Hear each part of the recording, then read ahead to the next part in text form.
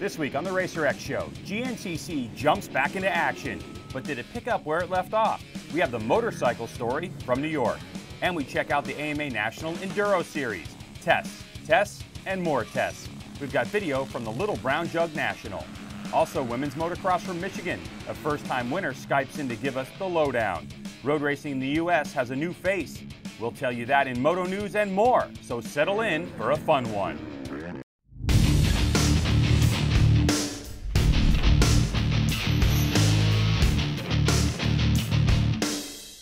Hello and welcome to the RacerX Show presented by Chaparral Motorsports. I'm Greg White. Thanks for joining our racing highlight and news show. A few stars of GNCC joined the Enduro scene a couple of weeks ago, and an interesting turn of events for U.S. road racing. We have a lot to get to, so here we go. The RacerX Show with Greg White is being presented by Chaparral Motorsports. Visit Chaparral Motorsports online at chatmoto.com. We're going to start you off with GNCC, but before we do, a quick note about the health of amateur off-road racing. 2,080 unique entries for last weekend's GNCC, both motorcycles and ATV. It just might be the largest amateur race event ever held in the U.S. Very cool. As for round 10 of the 2014 AMSOIL Grand National Cross Country Series presented by Maxxis, the motorcycles raced on Sunday, where factory FMF KTM's Caleb Russell led every lap of the 3-hour race. How'd he do it? Well, to the highlights we go. As the green flag dropped for the XC1 Pro bike start, it was NFAB Am Pro Yamaha's Paul Whibley who snagged the $250 All Balls Racing XC1 Whole Shot Award. But by the time they hit the motocross track section for the first time, it was Caleb Russell out front. Whibley maintained second early on, while factory Husqvarna's Andrew DeLong, Rockstar Energy Racing WMR KTM's Ryan Sipes, and NFAB Am Pro Yamaha's Jordan Ashburn all settled into the top 5 on the opening lap. RideNPS.com AMSOIL Honda's Thad Duvall went down in the opening lap, where he checked in as far back as 10th place. With 360 racers scattered all over the 9-mile course, the front runners would run into lap traffic by lap 2. That would shake things up a bit. But not for Russell. He was out front with a commanding and comfortable lead. Meanwhile, Duvall put on a charge towards the front, where he worked his way into second place position just after the halfway mark. And that's when a 4-rider battle ensued between Duvall, Bach, Strang, and DeLong for the final 2 spots on the podium. But whatever for Caleb Russell, who successfully led every lap of Sunday's 3-hour race for the win. The podium sorted itself out with Duvall and Strang, with early leader Whibley in 6th. But the day belongs to Caleb Russell. You know, I had fun and enjoyed it. I finally got into a little groove and just started picking my way through the track and jumping through stuff, and just kind of rode consistent. And there in the last lap, I just brought on home for the win. It was a tough track. I was getting pretty tired of getting beaten up out there, but you know, I'm happy to get another win. For Russell, a 4-race win streak. He's led each and every lap, totaling 26 through the last 4 rounds. That's how you get a 50-point lead.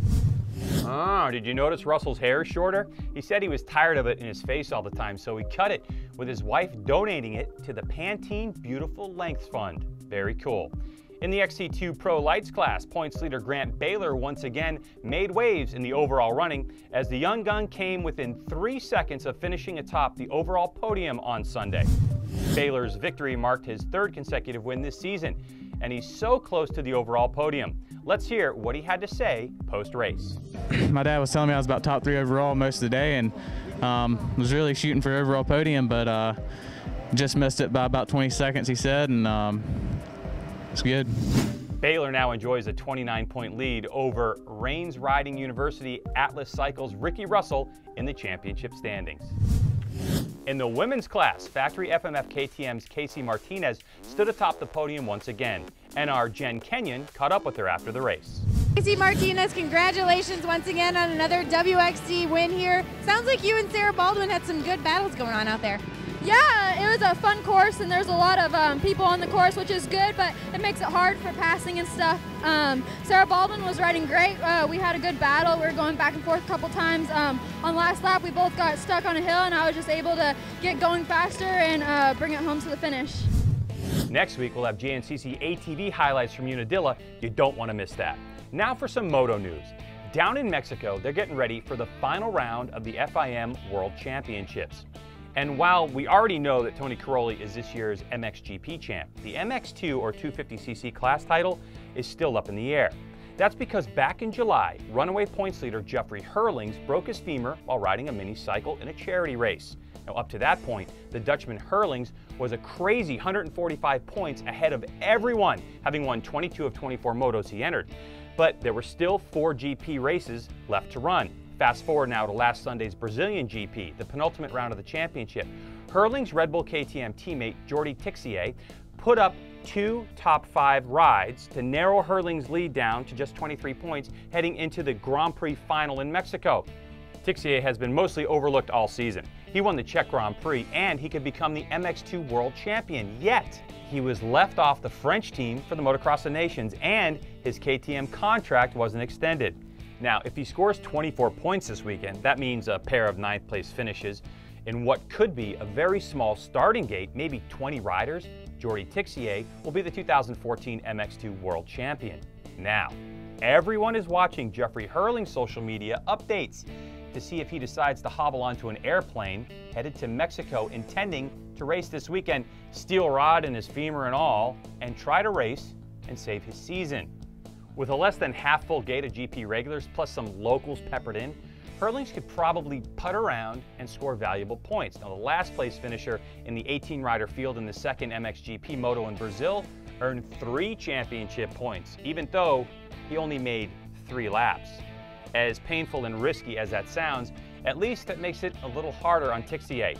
Add it all up, and it's going to be an interesting weekend in Mexico, starting with whether or not Herlings shows up all busted up and goes to the line, and ending with whether or not his soon-to-be former KTM teammate can score enough points to snatch Jeffrey's world title away from him.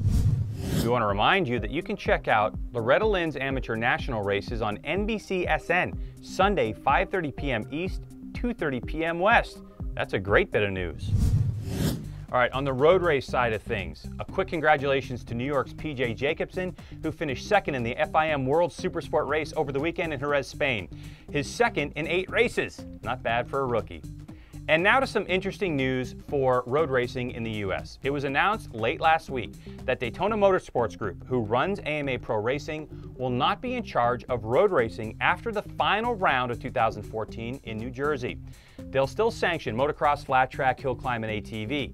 Now, late last week, a press release came out from the newly formed Moto America series that reads this, quote, "In coordination with the American Motorcyclists Association, Crave Group LLC announced that it has entered into an agreement to take over promotional and management rights for AMA road racing properties in North America as part of the newly formed Moto America series." Now, the credibility coming from the group's president, 3-time 500 GP world champ Wayne Rainey. Look, it's still way too early in this process to see if this is going to have any impact on road racing in the U.S., but we do expect to have an interview with Mr. Rainey on the show very soon to discuss it. I just hope the news buzz gets around to those fans that were lost back in 2009. Now on to something new, women's motocross, where Kylie Fosnock swept both motos en route to her first overall win. She did it at the Baja Brawl, which was round 5 of the AMA Women's Motocross Championship at Baja Acres Motocross Park in Millington, Michigan. Number 33 Fosnock led every lap of the 8-lap first moto, but the Suzuki rider from Florida had to come from 3rd place on the opening lap before taking the lead on lap 4 and holding it to the finish. She beat out number 351 Amanda Mayhew and number 10 Marissa Markelin. In the second moto, Markelin was second behind early leader Mayhew, but when both riders went down in the bowl turn on lap 4, that allowed Fosnock to take the lead. Markelin was able to rebound to claim second for the moto, with Mayhew in 3rd. Markelin was 3-2 for second overall, with Mayhew going 2-3 for 3rd. The win was Fosnock's first of the season, and it moved the Suzuki rider into contention for the 2014 WMX title, with points leader Mackenzie Tricker absent from this weekend's race due to a scheduling conflict. All right, now please welcome to the Racer X Show for the first time, 17 years old, all the way from Florida. It's Kylie Fosnock. Welcome to the show. It's great to have you on. Congratulations on the win. How you feeling? Thank you. I'm feeling great. Never better. So tell us, how did you get involved in motorcycle racing? Back when I was about 3 or 4, we started on ATVs, racing trails. Not really racing, but just riding around having fun. And then friends had dirt bikes. I always thought they were having more fun than I was on my four-wheeler. So finally got my parents to buy me a two-wheeled machine, and since then we've been racing. Well, that's awesome. And how did you make your way to the Nationals at such an early age, too? Mainly around the local tracks. Brinsley Diaz and her brother, Dean Diaz, they race nationally, and I thought they were having fun doing that, so I kind of begged my parents and talked them into it, and now we're here. So we're a little bit over a week removed from your first national win. Tell us about that weekend and your experience. It was awesome. I finally got off to a pretty good start the first moto. I think I got the whole shot, and had a lot of pressure from Amanda Mayhew and Marissa Markle on both. They were both riding really good, and I managed to hold the pressure and keep it on two wheels the whole race. Is this the first we're going to be seeing from you? Could this be a long streak of wins, or what? I hope it could be, but you never know. Gotcha. Okay, 3 races left in the season. What's your prediction? Prediction? Keep getting good starts and keep her on two wheels. There's a lot of competition out there, but the tracks are great, and I'm looking forward to it. All right, cool. Well, thanks so much for joining us here on the Racer X Show, and congratulations again on your first national victory, and we hope to be able to get you on the show another time when we're talking about you winning a national championship. Thank you. Hope so. The penultimate round of the 2014 Kenda AMA National Enduro Championship was hosted over Labor Day weekend by the Greenville Enduro Riders Association in Union, South Carolina, and it was a hot one with temperatures nearing 100 degrees and high humidity. I mean, it's summer in the South. What do you expect? FMF KTM's Grant Baylor claimed his first career national enduro victory over a stacked field of competitors at the Little Brown Jug National.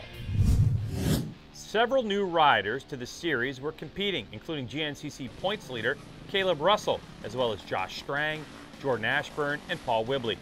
And it was Russell who got the early jump on Baylor by winning the first test of the day by 8 seconds over the South Carolina rider. Team Rocky Mountain ATV MC Yamaha's Josh Strang jumped into the mix as well by turning the fastest time in test 2. Russell won again in the third test, but it was Baylor who proved to be the fastest in the tight and twisty fourth test, leaving the 3 riders in a tight battle at the midway point of the race. Russell struggled with one of the tight sections in the 6th and final test when he clipped a tree, which ultimately cost the FMF KTM rider a spot on the podium. Meanwhile, Strang had his best test of the day, beating Baylor by a massive 27 seconds. However, Baylor's consistency was enough to give him the overall win by 8 seconds over Strang at the end of the day. Baylor had been close to landing on the top step of the podium on a couple of occasions this year. However, the FMF KTM rider just couldn't quite pull it all together until this weekend, when he turned in his most solid performance of the season. You know, just stay consistent all day, stay roughly in the top 3 all day long. Got one test win, I think, and you know, had the bike stall a few times in the last test, but ended up still getting Josh by about 8 seconds and finished with the overall. It's a good day. Points leader Factory Husqvarna's Andrew DeLong suffered symptoms of dehydration midway through the race, but rebounded to claim the final step of the podium. 22 points to lead with 1 race to go. Want to get out and watch some racing? Well, we want you to. The final round of the AMA Pro Superbike Series is at New Jersey Motorsports Park this weekend. That action, Friday through Sunday. And the final round of the Kenda National Enduro Series is Sunday the 14th. Get to Matthews, Indiana to see who walks away with the championship. The Racer X Show with Greg White is being presented by Chaparral Motorsports. Visit Chaparral Motorsports online at chatmoto.com. All right, if you want to get in touch with us, shoot me an email, greg@racertv.com. If you want us to put your local races on the upcoming calendar, greg@racertv.com. So that's it for now. We hope you enjoyed it. We sure did. Check out all of our social media links, like us, follow us, do all that stuff. We post exclusive stuff on there from time to time. And you can follow me personally on Twitter. It's @GregWhite. For the fine crew here at the RacerX Show, presented by Chaparral Motorsports and RacerTV, I'm Greg White. And remember, we are all racing all the time. See ya.